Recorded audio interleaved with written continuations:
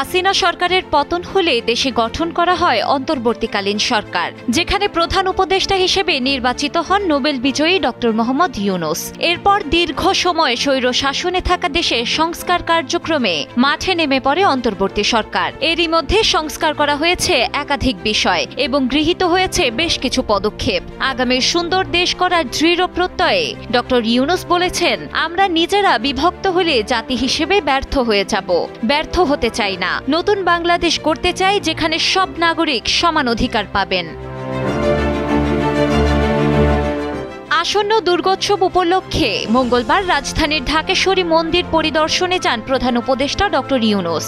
এ সময় সনাতন ধর্মাবলম্বীদের সঙ্গে শুভেচ্ছা বিনিময়কালে তিনি বলেন, জুলাই আকাঙ্ক্ষা বাস্তবায়ন করতে হলে সব ধর্মের মানুষকে একসঙ্গে কাজ করতে হবে। কোনো ধর্মকেই আলাদা করে দেখতে পারবে না রাষ্ট্র। সব ধর্মের সমান মর্যাদা দিতে বাধ্য সরকার। আমরা এমন রাষ্ট্র গড়তে চাই যা দেখে বিশ্ব আমাদের অনুসরণ করবে।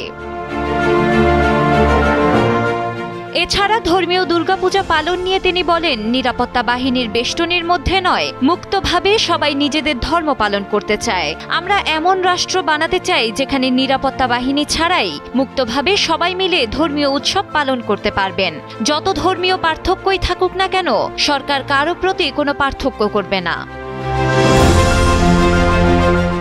এর আগে সোমবার বিকালে রাষ্ট্রীয় অতিথি ভবন যমুনায় প্রধান উপদেষ্টার সঙ্গে সাক্ষাৎ করেন বিভিন্ন পূজা উদযাপন পরিষদের নেতারা। এ সময় দুর্গাপূজার প্রস্তুতি ও সার্বিক অবস্থা সম্পর্কে জানতে চান প্রধান উপদেষ্টা। এদিকে সনাতন ধর্মীয় নেতাদের দেওয়া তথ্য অনুযায়ী গত বছরের তুলনায় এবছর 1000-এর বেশি পূজা মণ্ডপ বেড়েছে।